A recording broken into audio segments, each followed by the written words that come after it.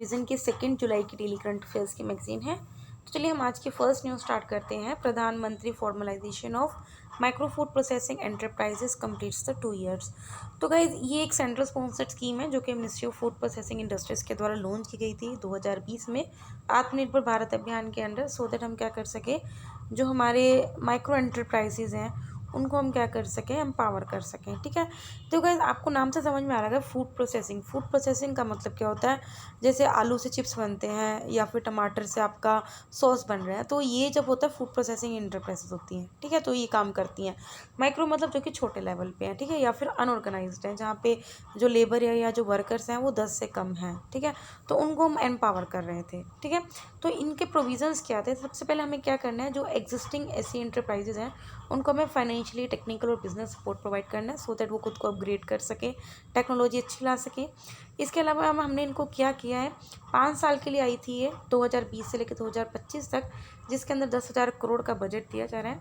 Approach किया 1 district 1 product. इसके अंदर हम क्या करेंगे, जो भी डिस्ट्रिक्ट का जो भी फेमस प्रोडक्ट है उसको आइडेंटिफाई करेंगे, सो दैट उस स्टेट के या उस डिस्ट्रिक्ट के वो फूड प्रोडक्ट को क्या मिले, मतलब कि ज़्यादा पहचान मिले। ठीक है, 1 district 1 product with states to identified food products, जैसे कोई भी एग्री प्रोड्यूस हो गया, ठीक है, सीरियल बेस्ड प्रोडक्ट हो गया, या कोई भी वाइडली प्रोड्यूस फूड प्रोडक्ट हो उस पर्टिकुलर डिस्ट्रिक्ट का। ठीक है, इसके अलावा हमने क्या किया था, इस पर्टिकुलर स्कीम को दीनदयाल अंत्योदय योजना, नेशनल अर्बन लाइवलीहुड मिशन जो कि ministry of housing urban affairs की, उसके साथ भी इसको कन्वर्ज किया था, मतलब मिलाया था। अब इसके साथ क्या हो गया, जो स्टेट अर्बन लाइवलीहुड मिशन है अंडर दिस, वो क्या करता है, इन माइक्रो फूड एंटरप्राइजेस को एज ग्रांट देता है seed capital to area level federation involve in food processing. मतलब जो भी एंटरप्राइजेस फूड प्रोसेसिंग में इन्वॉल्व हैं तो उनको as a grant seed capital दे देता है, मतलब कुछ कैपिटल देता है, कुछ फाइनेंशियल सपोर्ट करता है। ठीक है, अचीवमेंट क्या है इसके अभी तक, क्योंकि 2 साल हो गए हैं इसको। सबसे पहले ही 35 स्टेट्स और यूनियन टेरिटरीज में इम्प्लीमेंट हो चुकी हैं। इसके अंदर क्या है, 1 lakh self help groups members को आइडेंटिफाई किया है, और ऑलरेडी कैपिटल, सीड कैपिटल में 203 करोड़ रुपए इसको ऑलरेडी रिलीज़ कर चुके हैं। इसके अलावा जो digital GIS 1 district 1 product map उसको डेवलप भी कर चुके हैं। ठीक है, 75 इंक्यूबेशन सेंटर्स को भी अप्रूव कर चुके हैं। ठीक है, अब आप देख सकते हो उनके फीचर्स क्या हैं। सबसे पहले जो भी सेल्फ हेल्प ग्रुप के मेंबर्स होते हैं उनको 40,000 रुपये दिया जाता है for working capital and purchase of smaller tools. ठीक है, मतलब जो भी छोटी छोटी चीज़ें वो खरीद सकें, ठीक है, जो उनके एंटरप्राइजेस के लिए इंपॉर्टेंट है। इसके अलावा हम क्या करते हैं, कुछ क्रेडिट लिंक्ड ग्रांट दिया ऑफ 30% फॉर कैपिटल इन्वेस्टमेंट। ठीक है, अगर वो किसी भी फार्मर प्रोड्यूसर ऑर्गेनाइजेशन के साथ लिंक होना चाहते हैं, ठीक है, हम उनको क्रेडिट एंड कैपिटल सब्सिडी भी देते हैं 35% पे, जो भी एलिजिबल प्रोजेक्ट कॉस्ट है, तो with a maximum ceiling of 10 lakh per unit. ठीक है, इसके अलावा उनके यूनिट्स के जो भी प्रोडक्ट्स हैं उनको मार्केटिंग एंड ब्रांडिंग भी करते हैं, और उन लोगों की ट्रेनिंग और कैपेसिटी बिल्डिंग भी करते हैं। फाइन, नेक्स्ट न्यूज़ है, ministry of environment forest and climate change proposes the amendments in environment protection act to decriminalize provisions. तो गाइस ये जो न्यूज़ है एनवायरमेंट में कवर होगी। अभी क्या है, मिनिस्ट्री ऑफ एनवायरमेंट ने क्या किया, कुछ फीडबैक मांगे हैं ऑन द प्रपोजल कि किस तरह से जो भी एनवायरमेंट प्रोटेक्शन एक्ट के अंदर अभी जो एग्जिस्टिंग प्रोविजंस हैं उसको किस तरह से डीक्रिमिनलाइज करते हैं। मतलब कि कुछ ऐसे प्रपोजल्स होंगे, अगर आप उसका उल्लंघन करोगे तो आपको क्रिमिनल, मतलब ऐसे क्राइम माना जाएगा उसको, और उसके अगेंस्ट आपको कुछ पनिशमेंट भी मिल सकती है।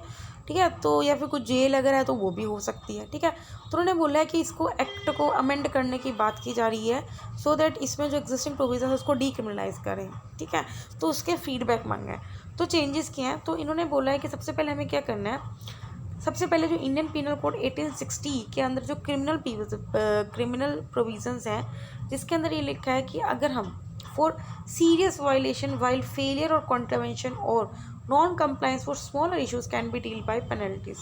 ठीक है, तो मतलब उन्होंने ये बोला है कि जो इंडियन पिनल एक्ट के अंदर, कोड के अंदर जो भी क्रिमिनल प्रोविजंस हैं उनको भी कंटिन्यू रखा जाएगा। ठीक है, इसके अलावा पेनल्टी अमाउंट को इंक्रीज़ किया जाएगा, विच में एक्सटेंड टू 5 करोड़, मतलब 5 लाख से 5 करोड़ तक की रेंज होगी, डिपेंड कर रहा है आप क्या मतलब कि वायलेट कर रहे हो। ठीक है, अगर आप कंटिन्यू वायलेट कर रहे हो 1 साल के बाद भी, तो पेनल्टी को 50,000 करोड़ पर डे से लेस नहीं होगी, विच में एक्सटेंड टू 50,000। आई थिंक ये सिर्फ 50,000 होगा, करोड़ नहीं होगा, बाकी पता नहीं। ठीक है, इसके अंदर एक एनवायरमेंट प्रोटेक्शन फंड को क्रिएट किया जाएगा under section 17A of environment protection 1986, जिसके अंदर जो भी पेनल्टीज़ का पेमेंट होना है वो कौन देखेगा, एडजुडिकेटिंग ऑफिसर। एडजुडिकेट करना मतलब देखना। ठीक है, फॉर एनवायरमेंट डेमेजेस। ठीक है, इसके अलावा हम क्या करेंगे, नेशनल ग्रीन ट्रिब्यूनल के अंदर, मतलब कि अगर पहले तो एक सेक्शन 15D ईपी एक्ट के अंडर ही इंसर्ट करेंगे, जिसके अंदर कोई भी पर्सन अगर उसके ऊपर चार्जेस लगे हैं तो वो नेशनल ग्रीन ट्रिब्यूनल पे जाके अपने आप को अपील कर सकता है। ठीक है, अब गाइज अभी हम एक बार दोबारा पढ़ लेते हैं चेंजेस क्या क्या प्रपोजल है। पहली वाला इंडियन पिनल कोड के अंदर जो भी प्रोविजंस है वो कंटिन्यू रहेंगे, उसमें कोई चेंज नहीं किया है। ठीक है, इसके अलावा कुछ पेनल्टी अमाउंट को इंक्रीज़ कर दिया है। ठीक है, कंटिन्यू वायलेशन कर रहे हो तो पेनल्टी लेस देन इतना नहीं रखने वाली। एनवायरमेंट प्रोटेक्शन फंड को क्रिएट किया जाएगा, सेक्शन 15D को इंसर्ट किया जाएगा सो दैट आप नेशनल ग्रीन ट्रिब्यूनल पर अपील कर सको। बाकी जो एनवायरमेंट प्रोटेक्शन 1986 था वो इनेक्ट हुआ था under article 253 of Indian constitution, जिसके अंदर हम अप्रोप्रिएट स्टेप्स लेते हैं सो दैट अपने एनवायरमेंट को प्रोटेक्ट कर सके, इंप्रूव कर सके based on the UN conference on the human environment at Stockholm 1972। इसके अंदर हम क्या करते हैं, लॉन्ग टर्म मेथड्स डील करते हैं किस तरह से एनवायरनमेंट को सेव कर सके, and let a down a system of speed and adequate response to situations which are threatening the environment. Okay, next news है one country two systems here to stay, China's president Jinping. तो guys ये जो news है international relations में cover होगी। अभी क्या China ने क्या किया है, हांगकांग के रिटर्न की 25th एनिवर्सरी को मार्क किया है और ये बोला है किस तरह से जो बीजिंग का कंट्रोल है हांगकांग पे under one country two system. मतलब आपने देखा होगा हांगकांग वैसे तो मतलब कि अंडर आता है किसके कंट्रोल के अंडर, चाइना के अंडर आता है, लेकिन हांगकांग और मकाऊ कुछ 2-3 कंट्री, मतलब 2-3 उसके जो सिटीज़ हैं वो कुछ चाइना गवर्न करती हैं, लेकिन वो खुद चाहते हैं कि वो इंडिपेंडेंट हो। ठीक है, तो वन कंट्री टू सिस्टम्स मतलब कि एक ही कंट्री के होते हुए हांगकांग के अंदर सिस्टम पर अलग चलता है। ठीक है, बैकग्राउंड देखते हैं वन कंट्री टू सिस्टम का। ये ओरिजिनली प्रपोज किया गया था सो दैट चाइना और ताइवान को यूनिफाई किया जाए, लेकिन ताइवान ने रिजेक्ट कर दिया। ठीक है, आइडिया रीसरफेस्ड हुआ जब चाइना ने अपनी बातें ब्रिटेन और पोर्टुगल से स्टार्ट करी, जो कि हांगकांग और मकाऊ को गवर्न कर रहे थे। मतलब पहले क्या था, हांगकांग को कौन गवर्न करता था, ब्रिटेन करता था, और मकाऊ को पोर्टुगल गवर्न करता था। ठीक है, जब इनकी बातचीत होगी चाइना की ब्रिटेन और पोर्टुगल से, तो चाइना ही हांगकांग और मकाऊ दोनों को गवर्न करने लग गया। अब वन कंट्री टू सिस्टम का मतलब क्या है, इसके अंदर चाइना ने प्रपोज किया कि हांगकांग और मकाऊ की अपनी अपनी इकोनॉमिक और पॉलिटिकल सिस्टम्स हैं। ठीक है, मतलब जो चाइना का पॉलिटिकल और इकोनॉमिक सिस्टम है उससे डिफरेंट है हांगकांग का भी मकाऊ का। ठीक है, लेकिन स्टिल वो चाइना का पार्ट है। ठीक है, दोनों रीजन्स के पास स्पेशल एडमिनिस्ट्रेटिव रीजन है चाइना के, जिसके अंदर हांगकांग और मकाऊ दोनों की खुद की करेंसी है, इकोनॉमिक और लीगल सिस्टम भी अलग अपने अपने हैं। ठीक है, लेकिन वही बात आ गया, वो है चाइना का पार्ट, उसका जो डिफेंस और फॉरेन अफेयर्स मतलब जहाँ भी सिक्योरिटी कंसर्न आ गया वो चाइना डिसाइड करती है। ठीक है, इसके अलावा हांगकांग क्या बोलती है कि उसके पास फ्रीडम ऑफ स्पीच है और कुछ डेमोक्रेटिक राइट्स हैं जो कि चाइना में अवेलेबल नहीं है। इन फ्रीडम्स को फिर हांगकांग में प्रोटेक्ट किया जाता है बाय बेसिक लॉ, जो कि एक मिनी कॉन्स्टिट्यूशन है हांगकांग और चाइना के बीच में एक रिलेशनशिप है, मतलब कि एक मिनी कॉन्स्टिट्यूशन है which defines the relationship between the China and Hong Kong. ठीक है, बेसिक लॉ 50 साल तक वैलिड था। ठीक है, टिल 2047 फॉर हांगकांग और 2049 तक वैलिड है ताइवान की मकाऊ के लिए।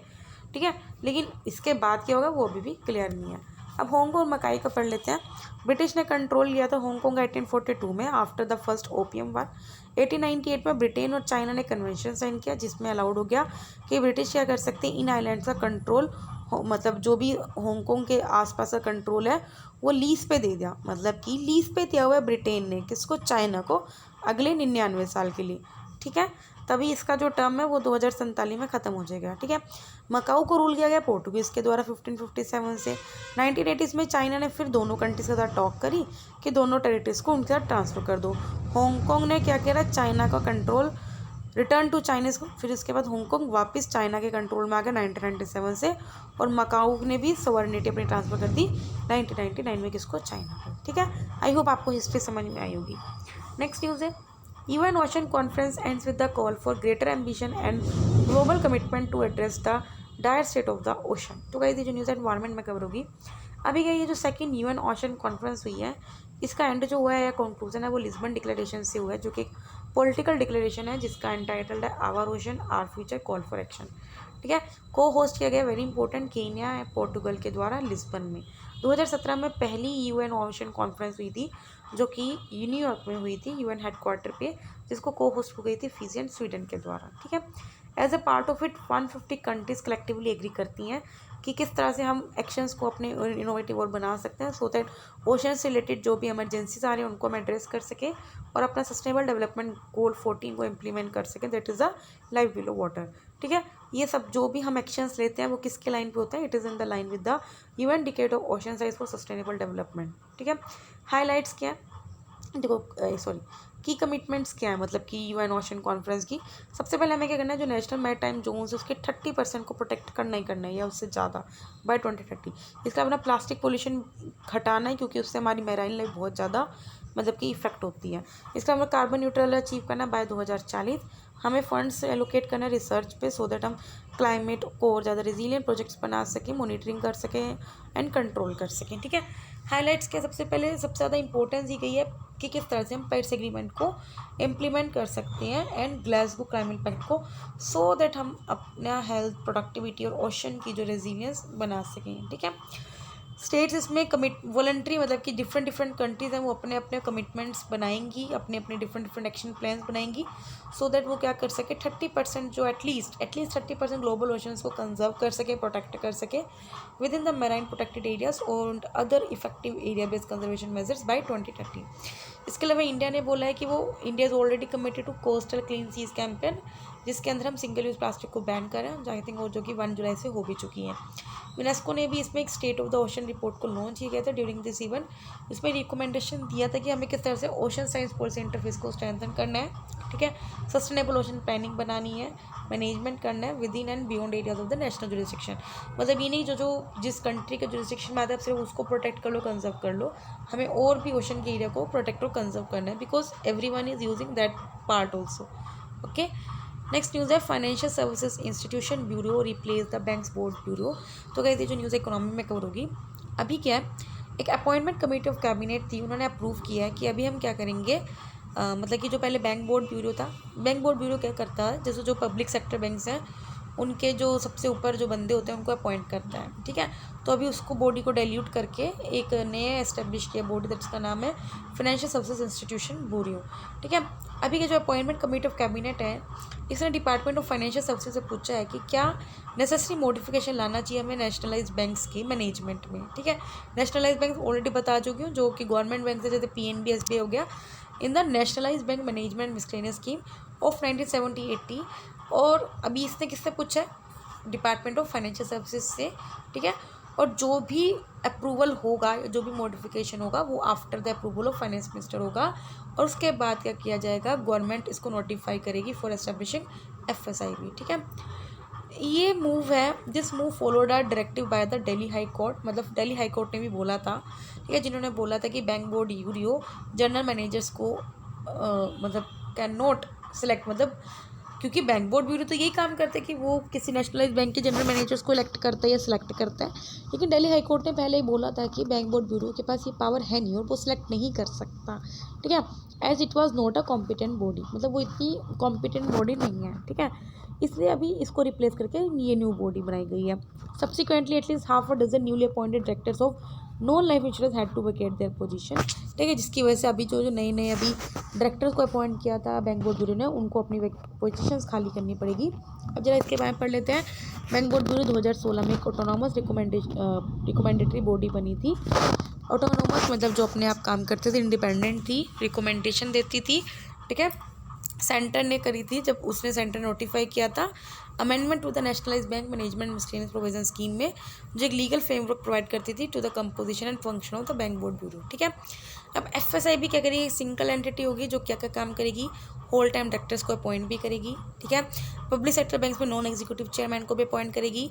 स्टेट रन जो भी नॉन लाइफ इंश्योरेंस कंपनीज हैं उनके भी अपॉइंटमेंट करेगी, और अदर फाइनेंशियल इंस्टीट्यूशंस को भी। फाइन, नेक्स्ट न्यूज़ है, रूपी भाई रिकॉर्ड लो पे है, एज इट क्लोज 979 पर dollar mark for the first time ever. 77 तो चलता ही रहता है, पर 79 पहली बार हो गया। ठीक है, तो इकोनॉमी में कवर होगी। रीजंस क्या है, रूपी इतना क्यों वो हो रहा है, मतलब डिप्रिशिएट क्यों हो रहा है। सबसे पहले क्रूड ऑयल प्राइस बढ़ रहे हैं, ठीक है, और भी कमोडिटी जैसे एडिबल प्राइस हैं, इनका भी प्राइस बढ़ रहा है due to the Russia Ukraine war and other reason. इसके अलावा इंडिया क्या करती है, अपने पेट्रोलियम प्रोडक्ट्स की जो डिमांड है वो 85% इम्पोर्ट से अपनी पूरी करती हैं। इसके अलावा जो सेंट्रल बैंक्स हैं डिफरेंट डिफरेंट कंट्रीज़ के, उनकी मॉनेटरी पॉलिसीज़ भी चेंज हो रही हैं। स्पेशली यूएसए का जो बैंक है, जैसे अपना आरबीआई है यूएसए का, यूएसए फेडरल रिजर्व्स है, ठीक है।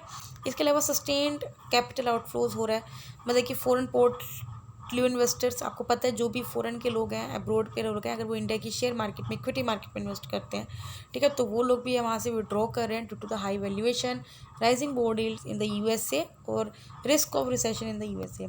अक्टूबर 2021 से देखा जाए तो $33 billion have been pulled out, मतलब इतना ऑलरेडी फॉरेन पोर्टफोलियो इन्वेस्टमेंट में से इन्वेस्टमेंट ऑलरेडी निकल चुके हैं। डोमेस्टिक फैक्टर्स भी है, जैसे करंट अकाउंट डेफिसिट बढ़ रहा है, अपना इन्फ्लेशन बढ़ रही है।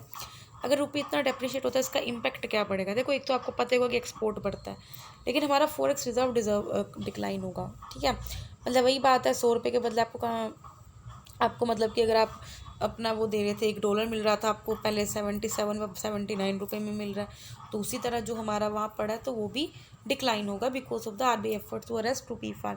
ट्रेड डेफिसिट पड़ेगा क्योंकि ऑफकोर्स महंगा हो गया भाई डॉलर, ठीक है। इसके अलावा हमारे एक्सपोर्ट्स बूस्ट होंगे थ्रू इंक्रीज कॉम्पिटिटिवनेस। मेजर्स क्या लिए जाते हैं सो दैट रुपी को और गिरने से रुके जाए? सबसे पहले गवर्नमेंट क्या करेगी, गोल्ड पे कस्टम ड्यूटी इंक्रीज़ कर देगी। अब गोल्ड के प्राइस बढ़ने वाले हैं तो देख लो भाई, सेस बढ़ा देगी, ठीक है। स्पेशल एडिशनल एक्साइज ड्यूटी लगा देगी क्रूड ऑयल पे, एविएशन टर्बन फ्यूल पे, तो भाई देख लो सब कुछ महंगा होने वाला है। इसके अलावा आरबीआई क्या कर सकती है, और भी इंटरेस्ट रेट्स को हाइक कर सकती है सो दैट राइजिंग इन्फ्लेशन को टैकल कर सके, ठीक है। तो मॉनेटरी फिस्कल सब मेजर्स लिए जाएंगे, फाइन। अब आते हैं हम अपनी छोटी छोटी न्यूज़ पे। India's largest floating solar power project, NTPC ने बोला है कि वो अपना इंडिया का लार्जेस्ट सोलर पावर प्रोजेक्ट को स्टार्ट करने वाली है। 100 मेगावाट का होगा, और जो कि एनटीपीसी के रामागुंडम तेलंगाना में होगा। जो टोटल इंस्टॉल कैपेसिटी है, अब एनटीपीसी के अगर ओवरऑल जितने भी इसके प्रोजेक्ट्स हैं उनको मिला के 69,134 मेगावाट हो गया है, जिसके अंदर 23 कोल बेस्ड है, 7 गैस बेस्ड है, 1 हाइड्रो बेस्ड और 19 रिन्यूएबल एनर्जी प्रोजेक्ट्स हैं। इस प्रोजेक्ट को एंडोर्ड किया जाता है, एडवांस टेक्नोलॉजी है इसके अंदर, as well as environment friendly है। नेक्स्ट है national dairy research institute, important हो गया। एस्टेब्लिश हुआ था in the 1923। It is the leading institution in the teaching research and extension education. R&D जो एक्टिविटीज़ होती हैं इस इंस्टीट्यूट की, डेयरी आप नाम से देख लो तो किस पे फोकस होती है कि किस तरह से जो डेयरी एनिमल्स हैं, जैसे जो आपकी गाय होगी या भैंस होगी, वो ज़्यादा उनकी प्रोडक्टिविटी हायर हो तो उसके किस तरह से मैनेज कर सकते हो, प्रोडक्शन कर सकते हो, किस तरह से innovative suitable milk processing technology से इक्विपमेंट को यूज़ कर सकते हो, और डेयरी जो सेक्टर है उसको कितना सेल्फ सस्टेन बना सकते हो, प्रॉफिटेबल बिजनेस बना सकते हो, ठीक है। तो अभी के जो union minister for agriculture and farmer welfare है, उन्होंने एक सैनिटरी ईयर सेलिब्रेशन करी है, मतलब 100 साल होने वाले ऑलमोस्ट इसके, करनाल हरियाणा में, ठीक है, जिसका ये इंस्टीट्यूट कहाँ है इसका, करनाल हरियाणा में। नेक्स्ट है इंडियन फार्माकोपिया, ये हमने पहले भी पढ़ा है, ठीक है। अभी क्या है, जो union ministry for health and family welfare है, उन्होंने 9th addition of IP release किया है, कहाँ पे, इंडियन फार्माको कमीशन कॉन्फ्रेंस पे। अभी जो आईपीसी ऑटोनोमस इंस्टीट्यूशन है जो 2009 से फुली ऑपरेशनल है, जो क्या करता है, जो भी इंडिया के जितने भी ड्रग्स हैं, मेडिसिन हैं, उनके क्या स्टैंडर्ड होने चाहिए उनको रेगुलरली अपडेट करता है और सेट करता है। एक ऑफिशियल बुक होती है जिसके अंदर ड्रग्स के स्टैंडर्ड लिखे होते हैं under the second schedule of the drugs and cosmetics 1940। ये जो है आईपी डिस्क्राइब करता है कि कौन से ड्रग अगर आप प्रोड्यूस कर रहे हो या मार्केट कर रहे हो तो उसको ऑफिशियल स्टैंडर्ड्स क्या हैं, ठीक है। ऑफकोर्स मेडिसिन की क्वालिटी को कंट्रोल करता है और एश्योर बना के रखता है, ठीक है। ये जो स्टैंडर्ड्स हैं अथॉरिटेटिव है, लीगली एनफोर्समेंट, अगर आपने इन स्टैंडर्ड्स के साथ कंप्लाई नहीं किया तो आपके अगेंस्ट कुछ प्रोसीडिंग्स भी स्टार्ट हो सकती हैं। नेक्स्ट है इंडिजीनियस स्टील्थ ड्रोन। तो इंडिजीनियस स्टील्थ ड्रोन ने अभी एक फ़्लाइट रखी है from test engine Karnataka. Steel drone, इसको अनमैन कॉम्बैट एयरबोर्न व्हीकल भी बोलते हैं।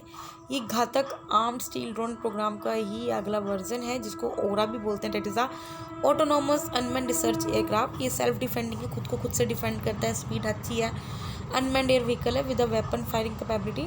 इसको डिज़ाइन और डेवलप किया गया बाय एयरोनॉटिकल डेवलपमेंट एस्टेब्लिशमेंट। इसको पावर किया जाता है बाय स्मॉल टर्बोफन इंजन, ठीक है, इसके अंदर ये इंजन है। नेक्स्ट है वरोमीटर और वरो डिस्ट्रक्टर। ये भाई कहाँ पे रहता है, Italy zone European honey bee, जिसको डिटेक्ट किया है गैस न्यू साउथ वेल्स ऑस्ट्रेलिया में। ये एक पैरासिटिक इंसेक्ट है that lives off honey bee larvae and adult honey bees, ठीक है। रेडिश ब्राउन कलर का होता है, सीसेम सीड, मतलब कि छोटे छोटे दाने होते हैं ना, सीसेम सीड उसके साइज़ का ही होता है, ठीक है। इट लेफ्ट, अगर इसको आप मैनेज नहीं करते, ठीक है, तो इसकी वजह से कंक्लूस क्लोनिक कलैप्स, मतलब बहुत ज़्यादा मात्रा में आ जाते हैं, झुंड में आ जाते हैं, ठीक है। नेक्स्ट है Asia Pacific sustainability index, release किया गया, वेरी इंपॉर्टेंट। नाइट फ्रैंक एक ग्लोबल प्रॉपर्टी कंसल्टेंट है। 4 इंडिया की जो सिटीज़ हैं, बेंगलुरु इसको टॉप पे मिला है, ठीक है, मतलब यहाँ पे रहने वाले, followed by Delhi, Hyderabad and Mumbai made it to the list of top 20 sustainable cities. Index ने 36 सिटीज़ को रैंक किया है based on urbanization pressure, climate risk, carbon emission and government Indian.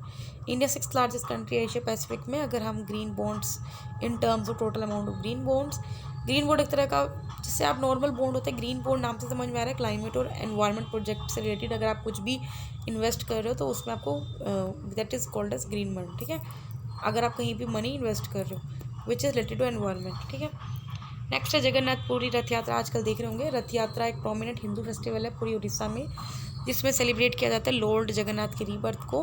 He is accompanied by Devi Subhadra and lord Balabhadra during the Rath Yatra with along with 9 sages, जो 9 planets को depict करते हैं, जो हमारे 9 ग्रह होते हैं हिंदुज़म के। इसके अंदर जो हमारे देवी देवताएं होते हैं उनको टेम्पल से बाहर लेके जाया जाता है, सो दैट वो खुद भक्तों के पास जा सके, कनेक्ट करते हैं लॉर्ड को लोगों के साथ, भक्तों के साथ। पूरी की जो रथ यात्रा है वो लार्जेस्ट चैरियट प्रोसेशन होता है वर्ल्ड में, with similar festivals of chariot celebrated at other places of India as well.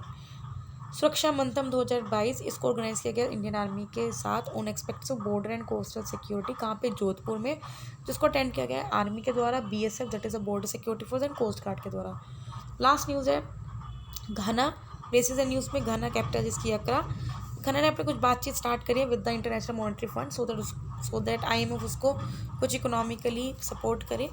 It is a country of western Africa which is situated on the coast of gulf of Guinea. Bordered है भाई, ये सब देखो, ये सब ये आप खुद कर सकते हो, या जब भी ज्योग्राफी पढ़ोगे आपको पता चल जाएगा कौन कौन सी किसका कंट्री बॉर्डर की जाती है, ठीक है। घना को पहले गोल्ड कोस्ट भी बोलते थे, जो कि ब्रिटिश कॉलोनी है। लार्जर एरिया यहाँ पे वोल्टन बेसिन, ठीक है, आर्टिफिशियल लेक है, lake Volta. Drainage system is dominated by the Volta river basin, जिसमें एक लेक वोल्टा भी है। नेक्स्ट है माली, जिसका कैपिटल है ब्रामको। यूरोपियन फोर्सेस ने कुछ बैटलिंग एक्सट्रीमिटीज़ कुछ विड्रॉ कर लिया from Mali after differences with its ruling military junta. Mali West African landlocked country है, ठीक है, नॉर्थ में इसके सारा डेजर्ट है और साउथ में इसके सहेलजन सुदावनी सा बना है। It is border by, again पढ़ लेना भाई ये सब। हाईएस्ट पॉइंट यहाँ पे होम्बो टोंडो है, लार्जेस्ट इवन नाइगर एंड सीनेगल है, ठीक है। तो गाइस यहाँ पे 2 जुलाई के डेली करंट अफेयर्स कंप्लीट होते हैं। वीडियो अच्छे लगे तो लाइक करना, कोई डाउट हो कमेंट करना। तब के लिए बाय बाय, टाटा।